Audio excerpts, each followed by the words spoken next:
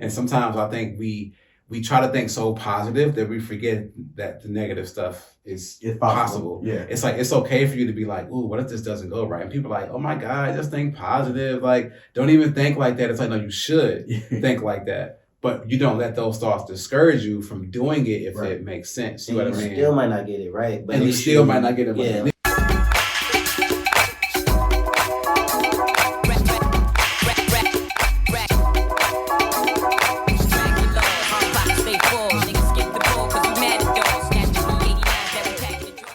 What up, though, Black Friday family? Welcome back to another episode of the Black Fridays podcast. Today, I have two special guests in the building. We have Don and Clue of Clean Sneaker Care. What's up, homies? How y'all doing? What up, Don? How are you? Doing great, man. Appreciate y'all stopping by the pod, and always a good time to be able to connect with you brothers. And I want to know if you could tell us, like right off the bat, why is it important for people to keep their sneakers clean?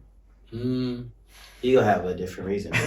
I know Clue's reason. Clue's part of Clue's reason is sustainability, which is becoming a big why within our company, right? You know, so we have like a metric in our brand book that I can't even think about right now, but it's some number of million sneakers. 300 million. Yeah, end up in landfills every year, right? So what we do by restoring, we're extending the life of footwear, right? So people come to us like, I think they beat, I don't even know if we can get these back. It's like, it's usually not something we haven't seen before, right? Now that stays in their rotation longer, right? That stays in their closet a little bit longer. And I think that where fashion is going for the last, well, it's been a thing for a minute, but I think it's been heavier in the last few years around responsibility for like fast fashion brands, right? You know, you go to certain companies now, they'll have it on the tag like, oh, this is made from recycled fibers and so on. So in our space, we start to think about that as well, right? Like coming up, you know, this was something that we did out of necessity, right? We've been buying shoes or collecting shoes or whatever for, you know, since high school, if not younger, right? You know, so it was something that we did to keep, you know, our kicks fresh because we wasn't getting them every other month, whatever, you know, it was. So we had to, you know, keep them dope. When we started to think about the need and other people started to ask us like, yo, we know you do this, you know, you do X, Y, and Z. I think that became a bigger part of our business. Dope. And I never thought about it from that angle. So I was just thinking about it, like you said, being able to sustain your kicks because you ain't getting another pair until next school year. And that's how it started. Yeah. But, you know, that's in our culture, that's definitely a thing. But then in some other cultures, as soon as they get a pair of shoes, it's a pair of white Air Force Ones that they brown the next day. So if you know, you know. Exactly. We just had our pop-up and one of our customers who came was like, you know, I have some Air Force Ones, but I kind of actually like them. You like when they look dirty, right? I'm like, you know, like actually aging, you know, sneakers is a thing. Like Clue does that to like, I would say mainly Jordan 1s. Yeah. Maybe dunks. Yeah, dunks, Jordan 1s. It kind of makes sense for those. You talk about like silhouettes that they have a history of aging and then you can kind of like see like, oh, the sneaker 30 years ago, like this is what it looks like now, and it's kind of cool to some people. It's like an artifact. It's vintage. It's levels to it. No, for sure. Like, there's no way those white forces smell good. Like, there's no way. Laces beyond. Yeah. Bottom beyond. Like, you just got these yesterday. How they creased up already? Yeah. I ain't don't get me going down that rabbit hole. But Clean Sneaker Care, would love for y'all to give us some insight as to the services that you all do, where you located, and the type of work that you all been doing for the last, I believe it's 5 years now. Yeah, we're in Oakland Mall right now. We've been out there for at least 2 years in July. So shout out to Mario and that whole team for bringing us out there. We focus on cleaning mostly. You know what I mean? Light cleans, deep cleans are two most used services, and then we do like paint touch-ups and stuff like that. We don't do full restoration work, but we do get really close and we bring sneakers back. Like he said earlier, we do offer like the whole neo-vintage aging thing. It's almost like a custom piece. Like we had a guy that his Panda Dunks, the tongue turned yellow for some reason. And he was like, yo, can y'all throw these away? And I'm like, nah, fam, I got an idea. And so I was like, let's look at these laces. Let's change the laces. Let's match the midsole with the tongue. And we did some more stuff. And he came back in 2 weeks and was like, yo, like I really like these now. And when you think about that whole sustainability piece, it's like now this a shoe that he wanted to throw away that he's gonna, rock or give away or something. You know what I mean? So the biggest thing is around that, keeping people in their footwear, let them enjoy it. I think that's like outside of, like my reason, which is big on sustainability and all that. It's like seeing people's reactions. Like just when we left, we had 2 kids that picked their shoes up and they were just like in awe. It's like how far they've come from when they dropped them off, that they were cooked. So it's that's like a big thing that we do. It's like that transformation piece is huge. We take pride in just bringing stuff back to life, whether it's sneakers, hats. We do bags too. We got a woman right now that's been bringing us a bag every 2 weeks. Her vintage bag collection. So it's a little bit of all that stuff, and then it's just an enjoyable experience. You know what I mean? From us to them. Yeah, and I would say like continuing down like the service category, on top of the kind of age and vintage, we also do unyellowing. So exactly the opposite, right? So if you have, there's like the rubber Air Force One outsole that we talk about that gets yellow, but then there's like that kind of like gel, like Jordan 11 kind of like outsole, right? So those, you could definitely see the age, even if you don't wear them, it's just like a natural part of the process, So, we use certain solutions and product to kind of like get that out, over time. So that's a big service for us as well. Yeah, people go crazy over that too. Yeah, so that's dope. And it's then very common. Outside of the kind of like service category, we also provide accessories, just in the sneaker category. So we carry Jason Merck, Rejuvenator. We actually had our own line of sneaker storage containers. So for people who have like sneaker closets and stuff like that, more on the way. We'll get some more. So, but we sold through a lot of those, which was dope because we were able to really, it's something that we have ourselves, but we wanted to create a product that was like, this is a better version than what we're seeing, in the market, and it makes sense for us, So like the size of the box can really house up to like a 14 or 15 or something big. The latch is like magnet, so it doesn't like break off, the way that some of the other ones you get offline might, type of thing. So just being really intentional around our product, and then our candle. Yeah, let's say apparel as well. So like, it's really around like creating lifestyle. Like exactly like lifestyle product category. So creating the things that we would like to see as sneaker enthusiasts, like in our homes, in our closet, which is where I would say a lot of this came from. People gravitate to like our aesthetic. Yeah, it's like us. Yeah. I think it represents like us. You know what I mean? Like me and Don specifically, like things that you kind of come to the conclusion that like, if we care about footwear, it's like, what else do we care about? You know what I mean? And it's like other people care about these same things. It's like, so when we get our candle, the candle was fire. I saw the 12th and Veil because she helped us come up with like the scent and everything. The candle was fire and it sold out twice. But it was like, if you have sneakers and you want them clean and then you want them stored correctly and then you want this, you want that, you probably want stuff to like smell good too. So the candle was like crazy because it was purchased by everybody from like the hood dude that was dropping off, nothing but black Air Force Ones, to the corporate person that works for like the Pistons or whatever, who's like dropping off sneakers, but then got a whiff of it, like, I really wanted everybody in between. So it was like stuff like that. It's like, finding these things and understanding that it's a lot more of us out here. But then the things that we're into, it speaks to other people. Like this person might not, have, 100 pair of sneakers, right? They might only have 5, but they're like, like this would be great for my mud room. Like, let me get some of these cases. Oh, this candle smells good. Like, it's just things that we always use the term, like, doesn't make sense. There's something that we say with everything. Like, even like for the podcast, it would make sense for us to be here. You know what I mean? It's like, okay, if it does, we're doing it. If it doesn't, then we're like probably not going to do it. Like, there's something between us that we talk about like every day with everything. So it's like the stuff that we do is intentional, and then it's like it makes sense for us to do it. You know what I mean? Absolutely. And I got some follow-up questions to that, but I'm going to interrupt the segment right now to introduce you to my favorite part of Black Fridays, which is Freestyle Friday.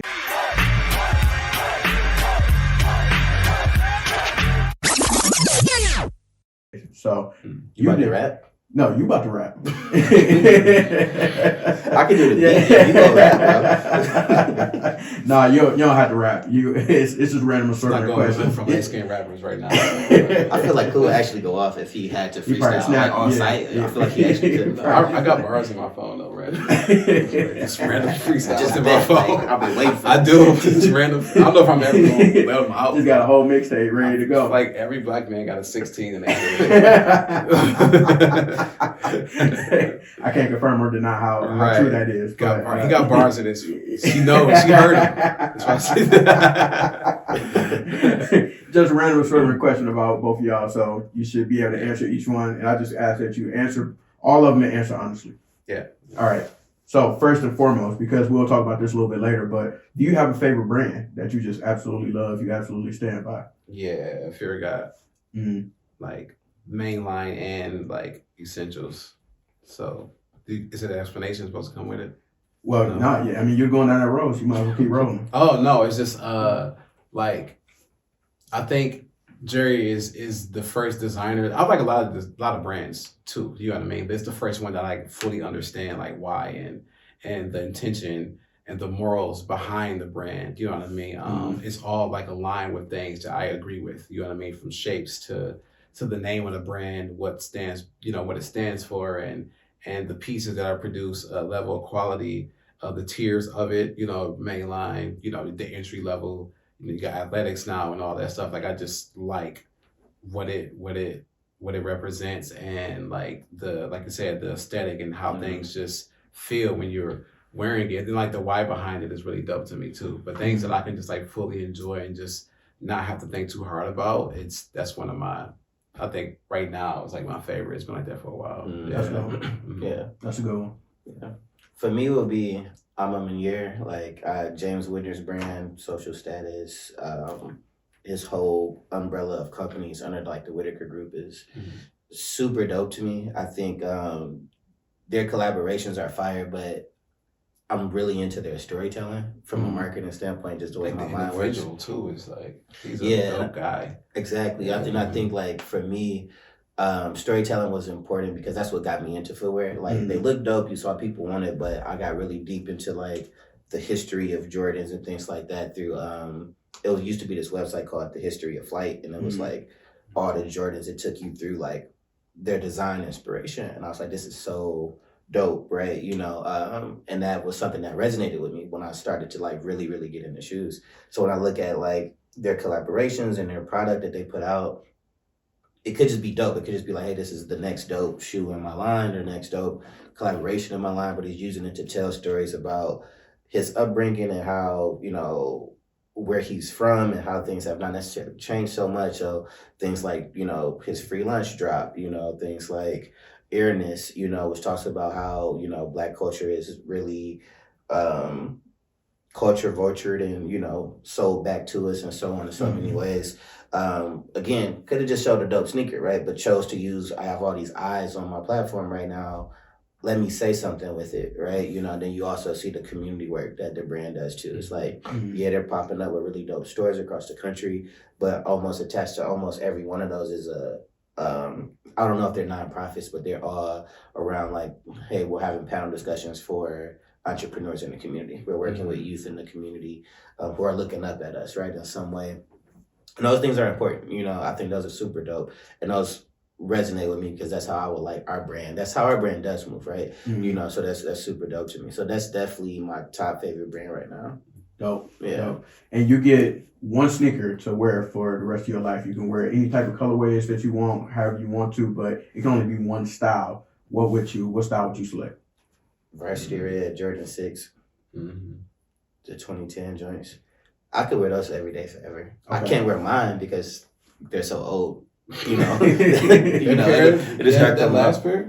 Yeah, I mean they're 14 years old now, right? You know, so it's like, you know, they older than, you know, people's little brothers out here, right? You know what I'm saying? So it's like they're 14, so it's like if you had to load up the closet, you getting that one. Yeah, okay. Absolutely. I think mine. It's not my favorite sneaker, but it makes the most sense. It'd be like Bread One for me, like. Just the fact that you can wear it with anything. I've worn it with anything. You know what I mean? And then over time, it turns into a whole different shoe. You know what I mean? Like we was talking about the aging and all that stuff, and then you can change out laces. I was just thinking about like a Bred One with an aged midsole, like cream laces, and how that I just never explored that. You know what I mean? It's a whole other pair of shoes, So I think it'll be that for me. Yeah. Okay, dope. And this just came to my mind, and something I've been thinking about for the last few weeks is the athlete and the signature shoe. And I want to know, in y'all opinion, who has the best signature shoe. We're gonna take Jordan out of the equation because that one is a layup. But I want to know, as far as modern day or any other in history, what athlete would you say has the dopest signature shoe? I would say, for me, I'll say Penny. Mm-hmm. I think we're not talking era. You said modern. So you're talking about somebody today? Well, it could just outside Jordan. Anybody but Jordan. Anybody but Jordan. I would say Anthony Hardaway had one of the hardest one. And then when you talk about storytelling and stuff like that, the marketing was fire. It was up there with Jordan Brand's marketing, the little Penny character and all that. But the silhouettes were just like insane. When you think about like a classic sneaker that you can retro today, like they just dropped Eggplants. I don't know how they did sales wise, obviously, but I think the silhouettes were like really, really consistent and probably didn't get a long enough run in my opinion. But the ones they did drop were like, in my opinion, like very, very well made. I can't think about any others. I like a lot of the ones now. There's some good signatures out now. Like I think Kyrie had one of the best. For sure. One of the best signatures. For sure. And everybody just like gravitated to that. Like the kids, I think that's a big thing too. The kids gravitating to it is huge. And you couldn't go to a gym without seeing a pair of Kyrie's. And even this new one, also I think is hard. Fire. I think they did a great job. Yeah. They did a great job. I think that brand proved like what they can do. But I think like Penny was like, we take Jordan Brand out the equation. I think Penny had like an incredible line, but I think like for me, the Kyrie line was like fire. And then they're continuing and he's doing it with another brand, which is crazy. It still looks like a Kyrie though. It still has that shape. It's just with a different company. Yeah, but when you look at it, it still has like all these little like nuances and things that I feel like even more. It's like he had more freedom, to do something, but it still looks like a Kyrie, which I think is dope. Yeah, it does. So I agree. But I digress on that. But I appreciate y'all for participating in Freestyle Fridays, and I wanted to get back to the business a little bit. And one burning question I have for y'all is that in terms of fashion, both of you have worked for two or multiple brands that have had a significant impact in not only fashion but also Black culture. And I just wanted to know, in terms of creating Clean and some of the other things that you all have done over the years in terms of business, how has that played a factor in how you approach developing a brand or investing in like your fashion sense and things like that when you are developing things like merchandise or products? I think it has a huge impact on it because you see what brands do wrong. I think that's a big thing, and you like, okay, if I had, what would I do? So that's one thing. You just kind of learn from mistakes that, brands might make as far as like a disconnect between like them and like the customer. So that's one thing that we're able to do, like understanding like when people get like one of our shirts or, a candle or whatever, it's like well thought and we know who we're offering this to, but we also understand that other people are going to want it too. So it's like, you think about that piece of it as well. I think that's something that, I think some brands get too focused on like, that particular customer that they're not realizing like, that's not the only person that's so you got to kind of think about them as well. That's one thing that I've learned, and then like structure, like structuring your company and your business, you can learn so much from like these people that's been around for, like I'm working for Carhartt, right? Like been around for over 130 years. It's like, it's a lot of lessons in how they do things that you can put towards like your clothing, your storytelling and all that stuff that they do a good job at. Down with Foot Locker is like, we have a lot of comparisons to, a lot of notes that we take from these companies that we've learned over time. I think that's what it's about, right? When you want to do something and you're already kind of in that space, you copy, cheat, and steal, right? You know what I mean? Because it just makes sense. Like you said, it doesn't make sense. So I think that's kind of like what I take from a lot of that stuff. It's like, the things that we can take from it that make sense, like business-wise, is what I get from it. And then the impact that those lessons have on our brand is like immense because you don't know what you don't know, but some stuff like, okay, I kind of know some of this, and it's like they did this way, we can do it this way, and then it's like it's like a synergy between like the companies we've worked for and like our brand. It's like we've seen our customers are inside of all these places, like in our 9 to 5 life, if you will. You know what I mean? Like it's very much, it all makes sense. It all comes together, and there's a lot of learnings in that. You know, what would you? Yeah, I would say what I learned is there's a gap, right? And what I mean by that is whenever you work for a company, your job is to execute on the goals of that company, right? And within their vision, right? And I think a lot of times they hire people or outsource people who have a connectivity to the consumer, or they understand, you know, where they're trying to go, but they still kind of scale it back to make sense for them, right? Some things are too risky, some things are too, you know, on the left or the right for them. And even when you know, like this thing will work, it will resonate because you're reflected in the customer, it's still, you know, the powers that be still sometimes limit that. Having your own brand, being an entrepreneur, you know, a lot of times people are like, oh, you work for yourself, you work, you know, check all the boxes, it's up to you. It's like, well, you're still creating for a consumer. Right. Because it's like, we can make the thing that we think is the coolest thing ever, but if, you know, people don't like it, then, you know. Yeah. But saying it to say, because we are so reflective of our customer, it often does resonate, right? You know, type of thing, because it's like, yo, we're able to create the things that we can't do necessarily at our 9 to 5, right? Right. We can bridge that gap with our own brand, you know, but that gap is also filled with financial resources, right? You know, they have a budget that's way crazier than what we have in our building on our own, you know, but I agree with Clue for sure around just like structure and learning like the why behind a lot of things with those companies. Whether you agree with it or not, it shows you like a way to approach things, a way to like build a team. And even the things that don't go well, you learn what not to do, Exactly. you know? So I take a lot of inspiration from it. I feel like I've learned a ton, you know, just from like watching and doing, both creatively and also like as a business owner, you know. I feel like we learned so much, you know, but it's this quote on like one of Wiz Khalifa's albums, like Taylor Alderdice, and like it's on one of the skits, and he's saying like brands have the money when you become like popular or big to like help you move along, but they don't have like that initial spark that creates that first $1 million or whatever. They know how to manifest it afterwards and say, like, okay, well, we can put publishing behind you and all these different things. But when you were just like that small rapper, that small artist, like just hustling, right? How you said earlier, like hitting the ground and like being out there with the people, you know, like that takes a piece of like inspiration that you can't just like buy into, right? You know, like even when I'm like developing a team, or even when we hire for like clean, we know like we can teach you a lot of things. We can teach you how to service sneakers, we can teach you how to clean, we can teach you, you know, our best practices, but we can't teach you to genuinely be interested in footwear culture or fashion or the intersections that come with that, art, music, and so on. And that's a big part of our business. When people come in, they want to talk about footwear. Not saying like you got to know every Jordan that ever came out, every colorway in the year, but it's something about like, oh, I can chop it up with this person. You know what I'm saying? They genuinely, you know, are attached to this in the same way or a similar way that I am. That creates a whole nother piece of like brand synergy between you and your customer.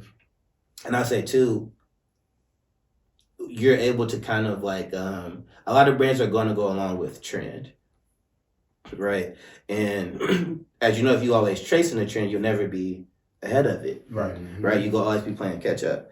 But that's what happens when you're chasing culture versus being a genuine part of it. So that's something else I've learned from being, you know, on this side of things, and also being an entrepreneur. We've cooked up things that just like didn't make sense for people to see. You know what I mean? Like I text this nigga like wild stuff. He be like, yo, like it'd be like, but I'm at a point to where like I'm okay with it not being good because, you know, when we first talked about clean, it was like, yo, this was a hitter. It's like Hov said, you only gotta be right once. Right. So if I don't have another good idea, it's like this one was one of them ones. You know what I mean? So the rest of them like don't really hit. It's like I've brought up some outlandish stuff, and he's like, I don't know if this makes sense. It's like, oh, okay, I just want to talk through it. And if I don't feel any way about it not making sense to other people. It's like, I was just thinking, what if we did all this stuff? And it's like, I don't know.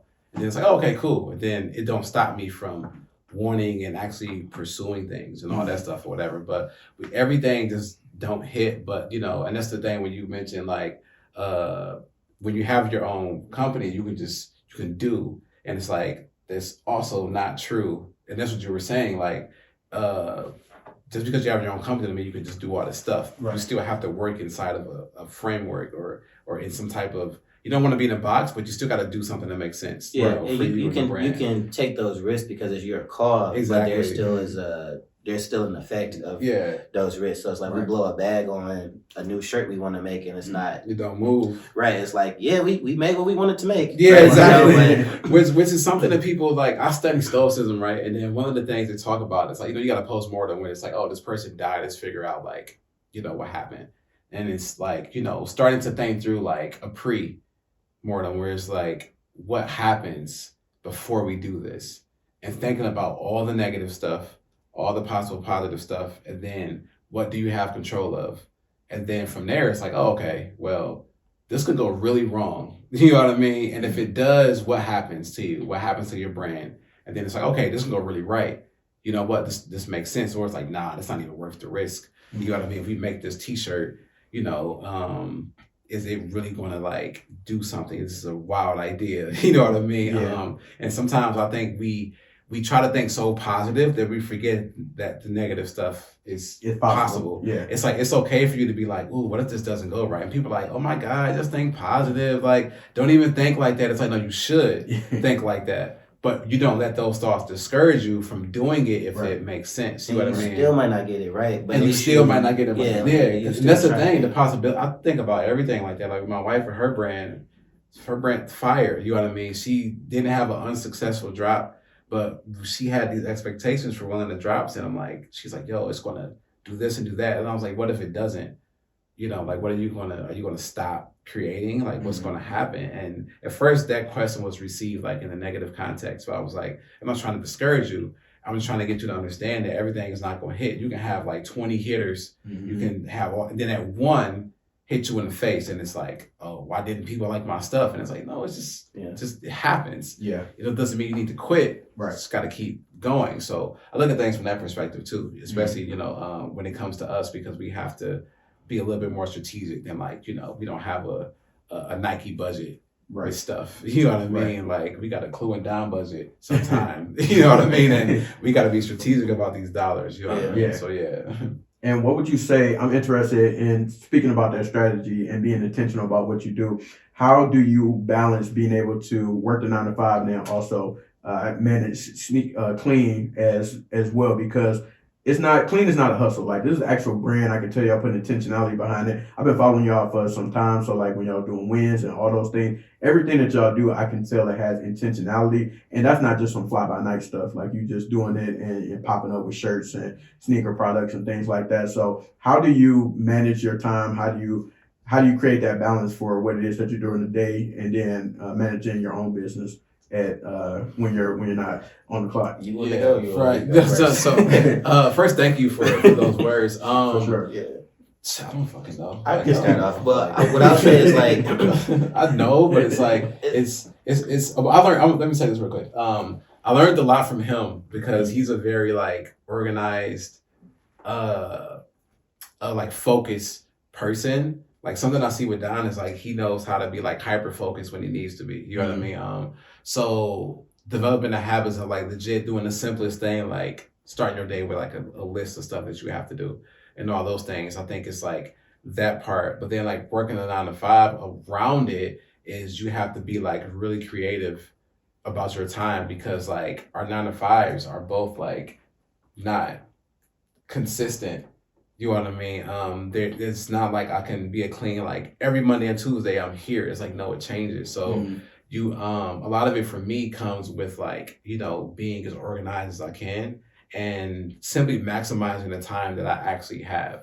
You know what I mean? If I got to get up early and go to clean before the 9 to 5, then I do that. If I got to go to clean after the fact, if the team is just going to be able to hold it down for the entire day and I don't go out there at all, because also we're fathers, we're husbands and all that too. So that's another big piece for me that I just don't compromise. You know what I mean? So for me, it's like, I learn from other people, and it's like doing my best to stay as organized as possible, and then like trying to have like that intentional time to actually get stuff done. Because sometimes I only got like 3-4 hours of cleaning in one day. It's like, okay, what can I get done in this time frame? And just like lock in and do that, and then being okay with that. You know what I mean?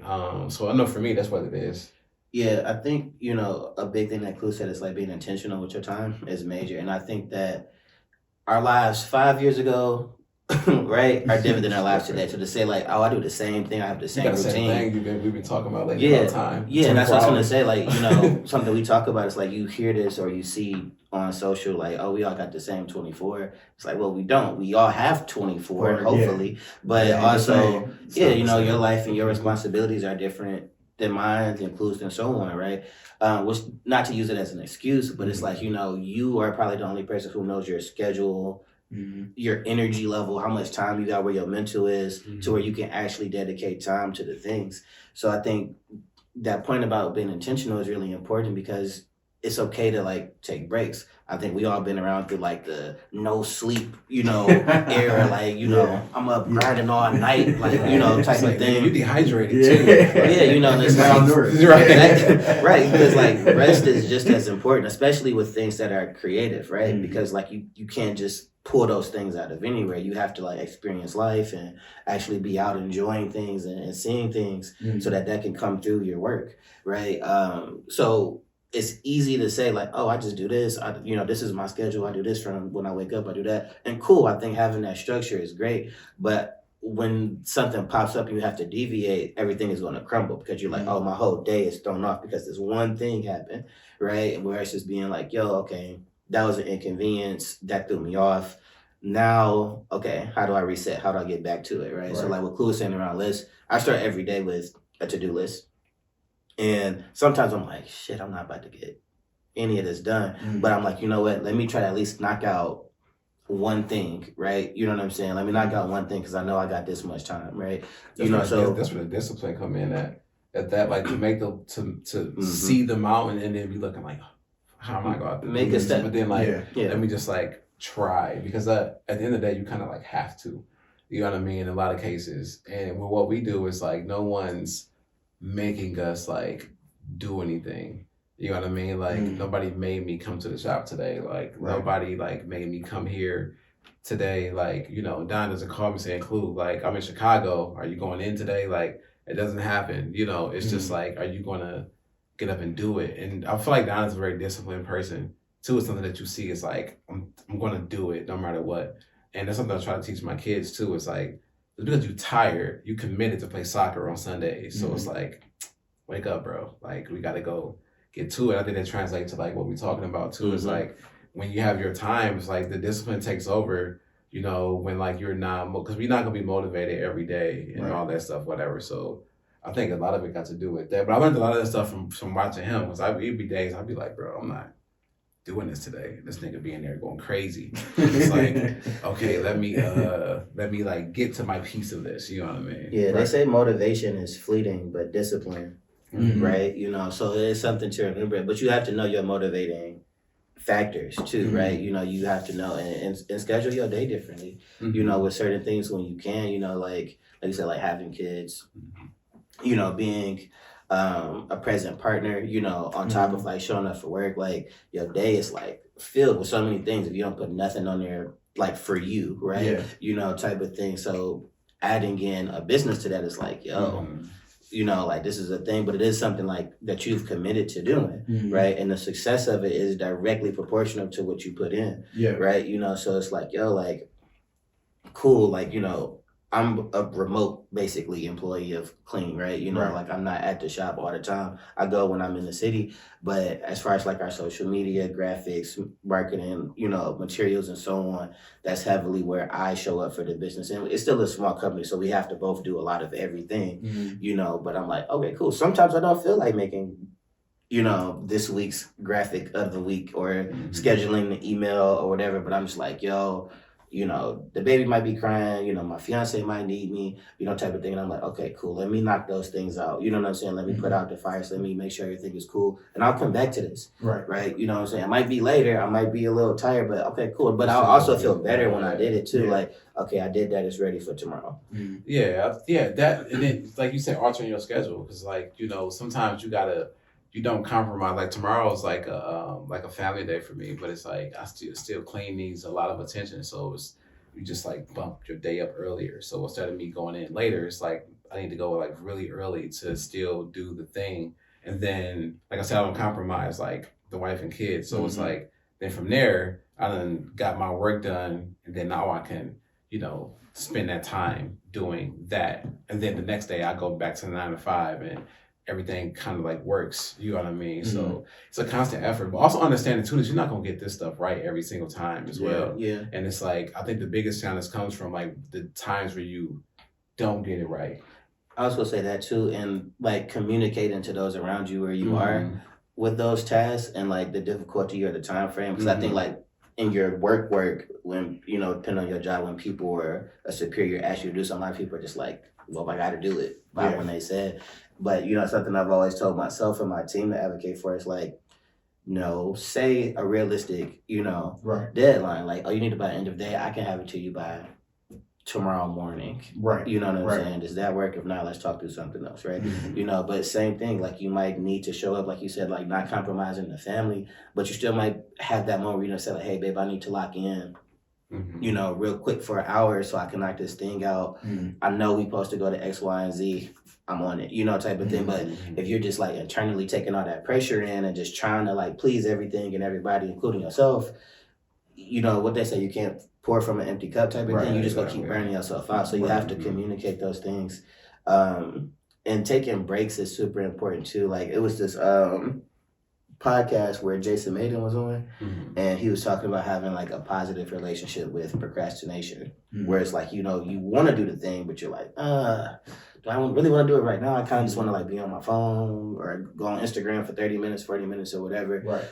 But like kind of like accepting that versus feeling guilty about, I should have been productive this last hour. Yeah, that's a positive. And like leaning into it, but also being like, but also like after it's being like, you know what, maybe I did just kind of bullshit the last 30 minutes. Let me really lock in for this next hour. Yeah. So that you start to develop like it's okay for me to take a break or to go on a walk or to be on my phone for a minute or whatever so that I can recharge, because it's like, like you're not a robot. You know what I'm saying? Like your day needs breaking it too. And before y'all get up out of here, I gotta ask y'all, can y'all give people some, I guess, uncommon or not unpopular, but uncommon sneaker tips? Like if you had to put somebody up on game who trying to get better with their collection, trying to get better with how they style their stuff, do y'all have any insights on how they can go about doing that? Like a tip that y'all give people that people don't necessarily know about or hear all the time? I got one for sure. Oh, my shit cliche.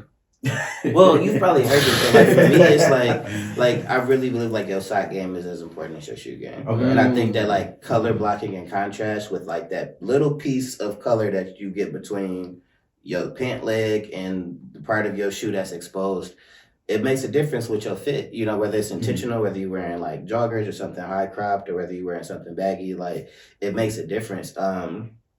In a fashion sense, whether you're wearing like designer or dress shoes or sneakers, I think being intentional with like your sock choice and treating it like an accessory, right? Type of thing. Just like, like we all have probably like white socks and black socks in our closet, which is like cool, right? You know what I'm saying? But like, how would this look with a crew? How would this look with a no-show? How would this look, how does this like complement the overall like outfit, right? Because like if you're wearing like an all black sneaker with like a white sock, right? Like I'm not saying that's not okay to do, but it's like it looks, you can be intentional with the contrast that creates, or you cannot, right? But either way, I think it accents your outfit in a certain way, right? So just being intentional with like your sock choice. And not saying you got to get the most expensive socks from like Nordstrom or something. I really like Stan socks. I really like Carhartt has really, really good socks, type of thing. And it's like you can get them for like not crazy prices, but being intentional with those color blocking, I think, is a style tip I would give. Fire. Yeah, I would say pay attention to shapes. That's like one thing that's big for me. It's like shapes of like, your sneaker shape with certain things. You know what I mean? Your the shapes and proportions of like your bottoms and your tops and stuff like that. Like if you want to wear like a baggier, pant, it's like maybe a cropped and looser fitting shirt might be a thing, or just like a wider, like boxier cut up top might work out. Like, when your proportions are off, I think people don't really pay that close enough attention.